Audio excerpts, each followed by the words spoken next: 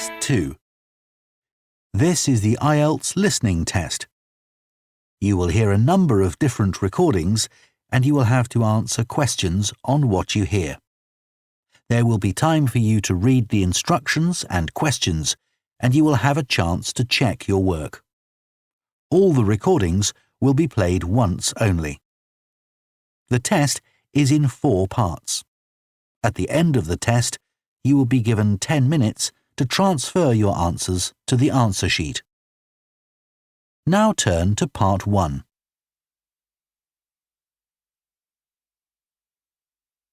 Part 1. You will hear a woman phoning a company that converts old photographs to digital format. First, you have some time to look at questions 1 to 3.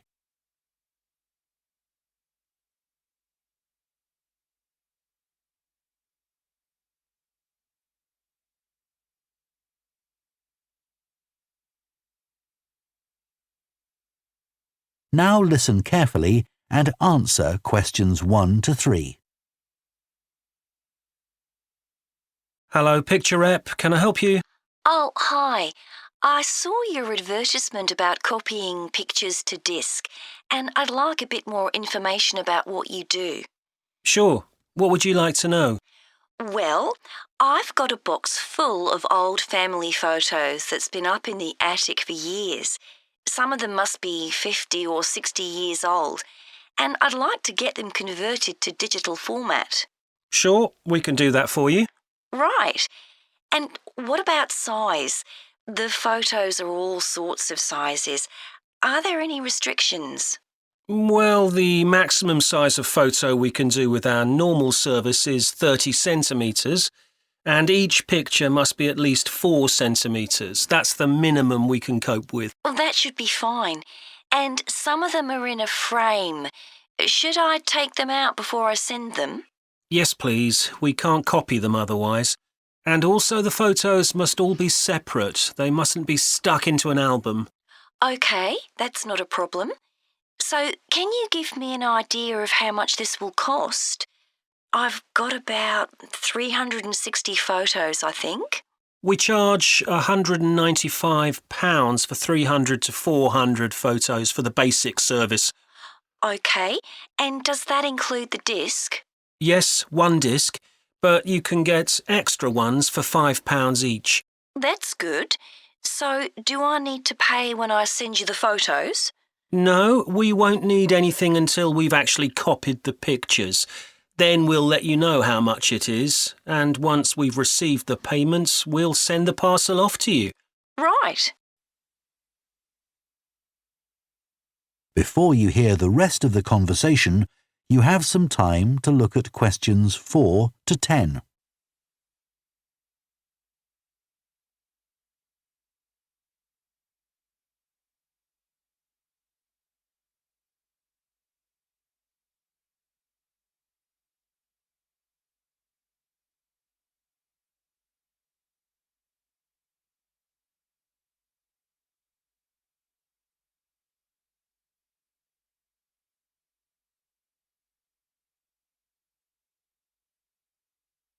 Now listen and answer questions 4 to 10. Is there anything else you'd like to ask about our services? Yes, I've roughly sorted out the photos into groups, according to what they're about. So can you keep them in those groups when you copy them? Sure, we'll save each group in a different folder on the disk, and if you like, you can suggest a name for each folder. So I could have one called Grandparents, for instance. Exactly. And do you do anything besides scan the photos? Like, can you make any improvements? Yes, in the standard service, each photo is checked and we can sometimes touch up the colour a bit or improve the contrast. That can make a big difference. OK, and some of the photos are actually quite fragile. They won't get damaged in the process, will they? No, if any look particularly fragile, we'd do them by hand. We do realise how precious these old photos can be. Sure. And another thing is we can make changes to a photo if you want. So if you want to remove an object from a photo or maybe alter the background, we can do that. Really?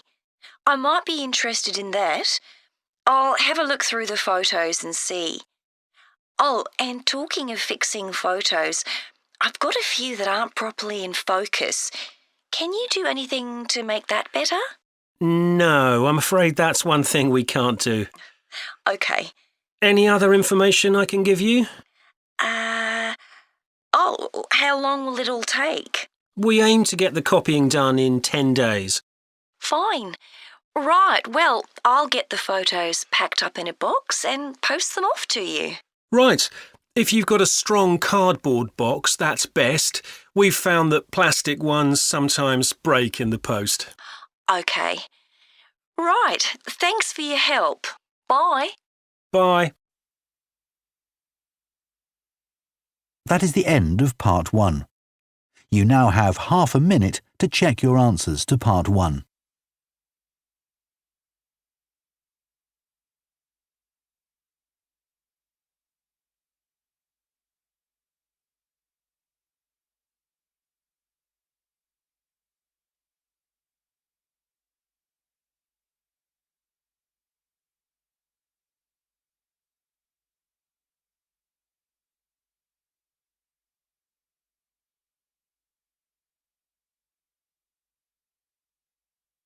Part 2. You will hear a head teacher talking to parents of pupils about changes at the school. First, you have some time to look at questions 11 to 15.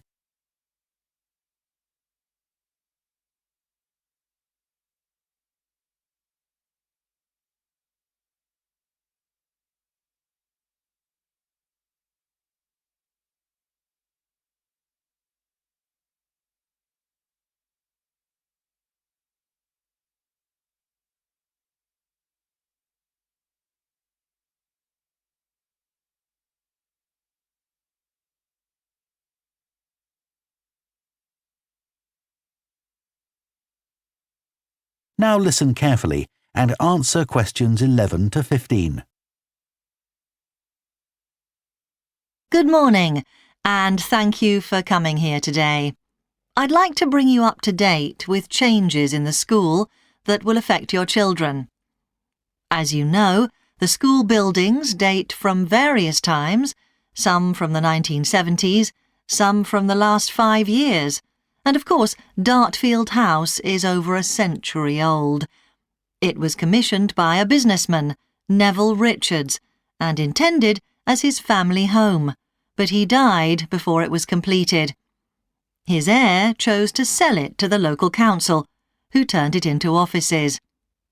A later plan to convert it into a tourist information centre didn't come about through lack of money, and instead it formed the nucleus of this school when it opened 40 years ago.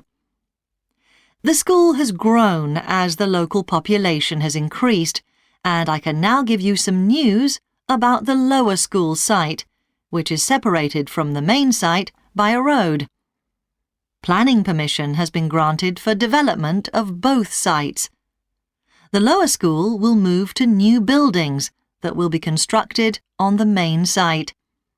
Developers will construct houses on the existing lower school site. Work on the new school buildings should start within the next few months. A more imminent change concerns the catering facilities and the canteen. The canteen is always very busy throughout the lunch period. In fact, it's often full to capacity because a lot of our pupils like the food that's on offer there. But there's only one serving point, so most pupils have to wait a considerable time to be served. This is obviously unsatisfactory, as they may have hardly finished their lunch before afternoon lessons start. So, we've had a new food hall built, and this will come into use next week. It'll have several serving areas, and I'll give you more details about those in a minute. But one thing we ask you to do to help in the smooth running of the food hall is to discuss with your children each morning which type of food they want to eat that day, so they can go straight to the relevant serving point. There won't be any junk food.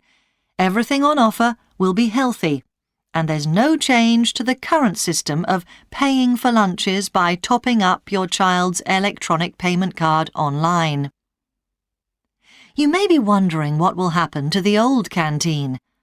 We'll still have tables and chairs in there, and pupils can eat food from the food hall or lunch they've brought from home. Eventually, we may use part of the canteen for storage, but first, we'll see how many pupils go in there at lunchtime. Before you hear the rest of the talk, you have some time to look at questions 16 to 20.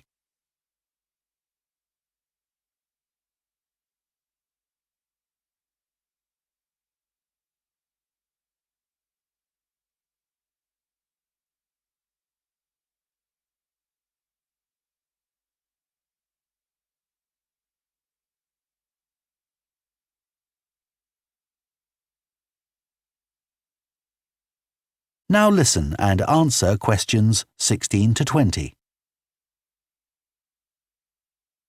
OK, back to the serving points in the food hall, which will all have side dishes, desserts and drinks on sale, as well as main courses. One serving point we call World Adventures. This will serve a different country's cuisine each day.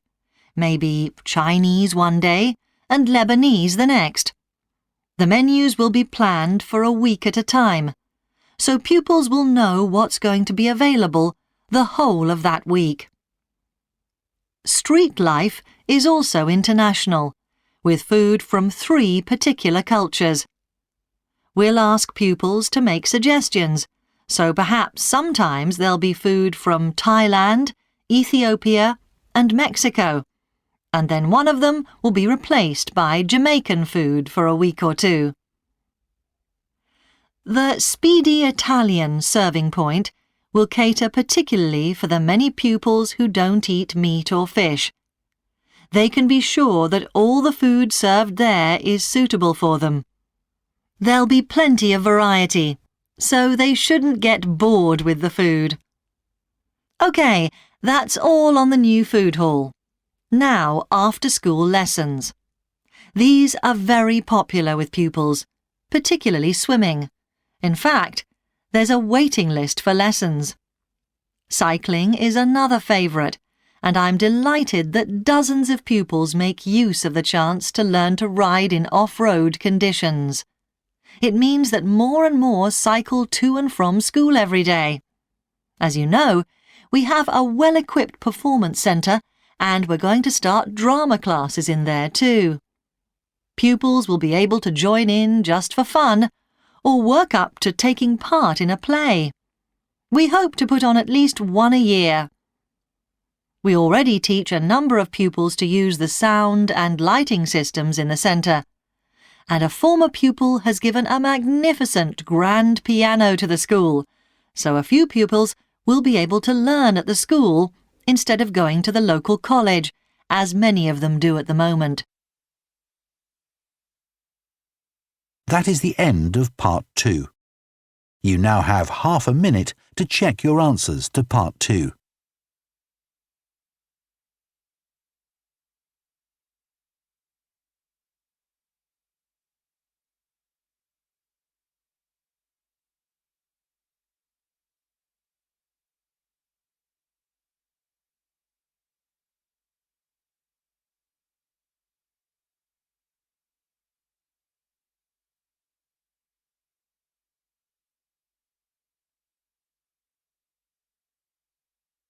Part 3.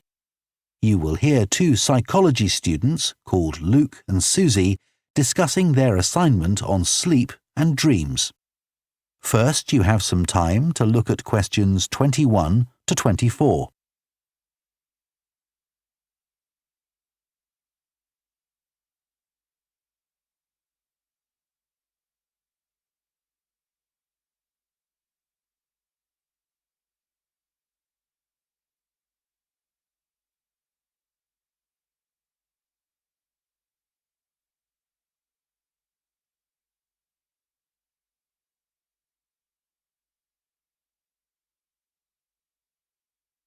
Now listen carefully and answer questions 21 to 24. So, Luke, for our next psychology assignment, we have to do something on sleep and dreams. Right. I've just read an article suggesting why we tend to forget most of our dreams soon after we wake up. I mean, most of my dreams aren't that interesting anyway. But what it said was that if we remembered everything, we might get mixed up about what actually happened and what we dreamed. So it's a sort of protection.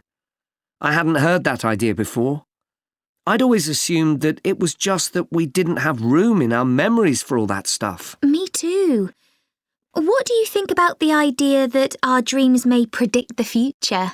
It's a belief that you get all over the world. Yeah, lots of people have a story of it happening to them.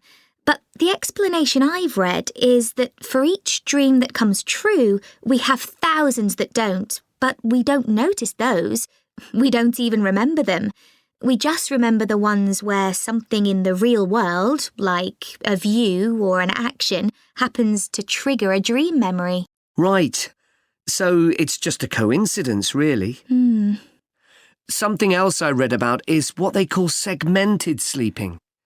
That's a theory that hundreds of years ago, people used to get up in the middle of the night and have a chat or something to eat, then go back to bed. So I tried it myself. Why? Well, it's meant to make you more creative. I don't know why, but I gave it up after a week. It just didn't fit in with my lifestyle. But most preschool children have a short sleep in the day, don't they?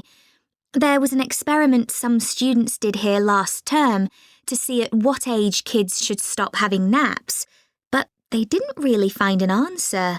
They spent a lot of time working out the most appropriate methodology, but the results didn't seem to show any obvious patterns. Right. Anyway, let's think about our assignment. Last time I had problems with the final stage, where we had to describe and justify how successful we thought we'd been. I struggled a bit with the action plan too. I was okay with the planning, but I got marked down for the self-assessment as well. And I had big problems with the statistical stuff. That's where I really lost marks. Right. Before you hear the rest of the discussion, you have some time to look at questions 25 to 30.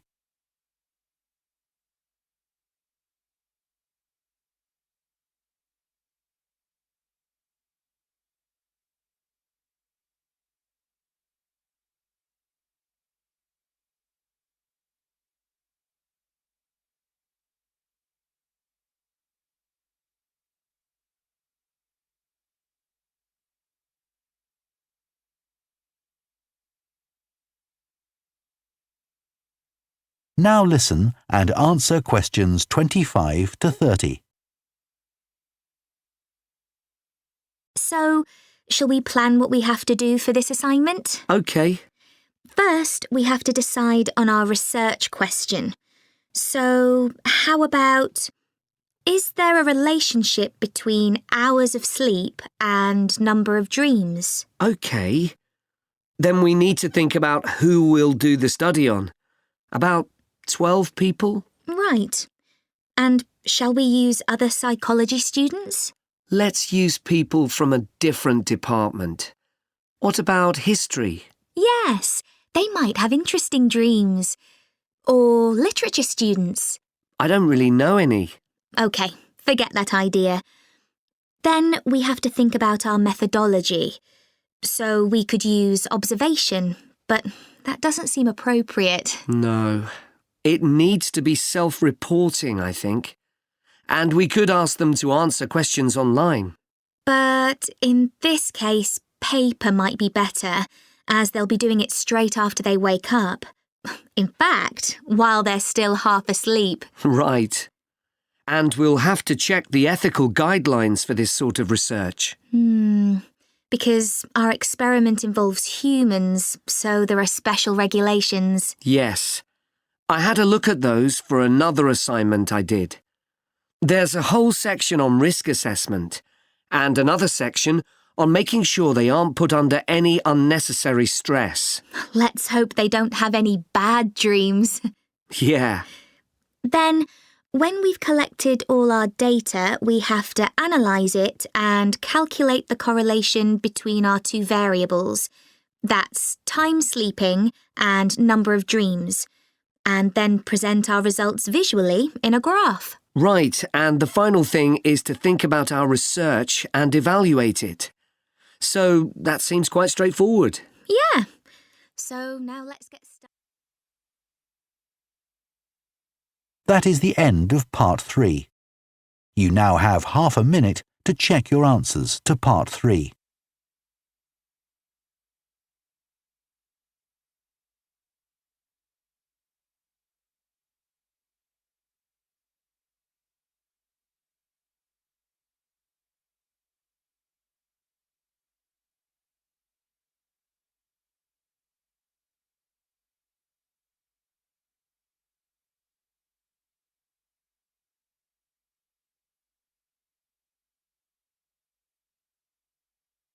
Part 4.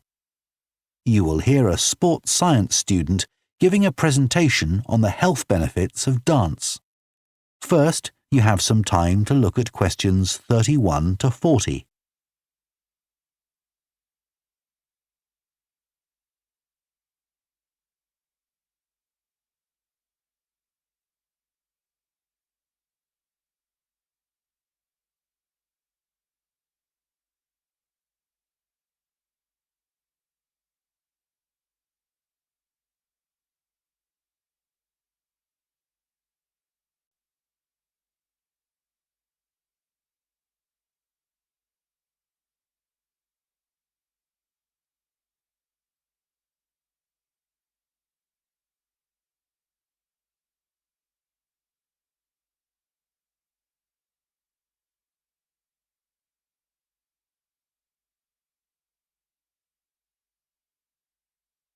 Now listen carefully and answer questions 31 to 40.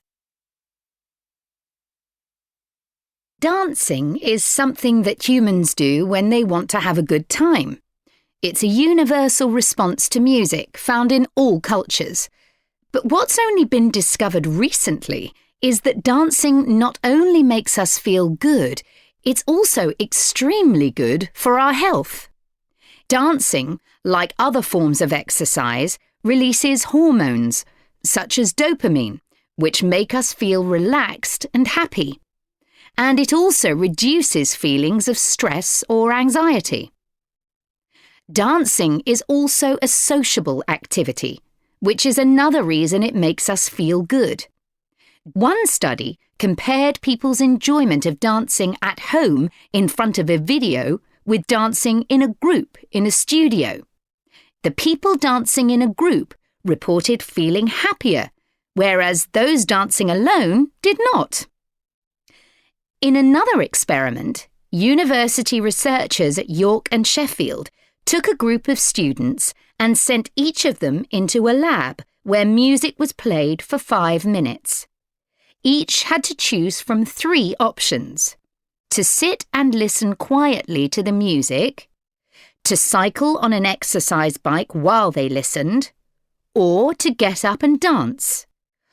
All were given cognitive tasks to perform before and after.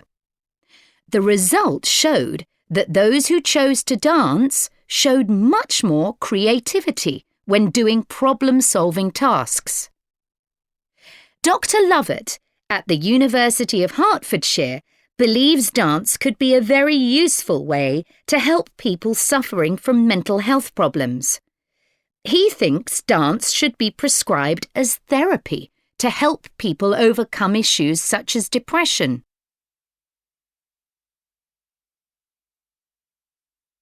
It's well established that dance is a good way of encouraging adolescent girls to take exercise. But what about older people? Studies have shown that there are enormous benefits for people in their 60s and beyond. One of the great things about dance is that there are no barriers to participation. Anyone can have a go, even those whose standard of fitness is quite low. Dance can be especially beneficial for older adults who can't run or do more intense workouts, or for those who don't want to. One 2015 study found that even a gentle dance workout helps to promote a healthy heart. And there's plenty of evidence which suggests that dancing lowers the risk of falls, which could result in a broken hip, for example, by helping people to improve their balance. There are some less obvious benefits of dance for older people too. One thing I hadn't realised before researching this topic was that dance isn't just a physical challenge. It also requires a lot of concentration, because you need to remember different steps and routines. For older people, this kind of activity is especially important because it forces their brain to process things more quickly and to retain more information. Current research also shows that dance promotes a general sense of well-being in older participants, which can last up to a week after a class. Participants report feeling less tired and having greater motivation to be more active and do daily activities such as gardening or walking to the shops or a park. Ballroom or country dancing, both popular with older people, have to be done in groups. They require collaboration and often involve touching a dance partner, all of which encourages interaction on the dance floor. This helps to develop new relationships and can reduce older people's sense of isolation, which is a huge problem in many countries. I also looked at the benefits of Zumba. 15 million people in 180 countries now regularly take a Zumba class, an aerobic workout based on Latin American dance moves. John Porcari, a professor of exercise and sports science at the University of Wisconsin, analysed a group of women who were Zumba regulars and found that a class lasting 40 minutes burns about 370 calories. This is similar to moderately intense exercises like step aerobics or kickboxing. A study in the American Journal of Health Behaviour showed that when women with obesity did Zumba 3 times a week for 16 weeks, they lost an average of 1.2 kilos and lowered their percentage of body fat by 1%. More importantly, the women enjoyed the class so much that they made it a habit and continued to attend classes at least once a week. Very unusual for an aerobic exercise program. Dance is never going to compete with high-intensity workouts when it comes to physical fitness gains, but its popularity is likely to keep on rising because it's such a fun way to keep fit. That is the end of Part 4. You now have 1 minute to check your answers to Part 4.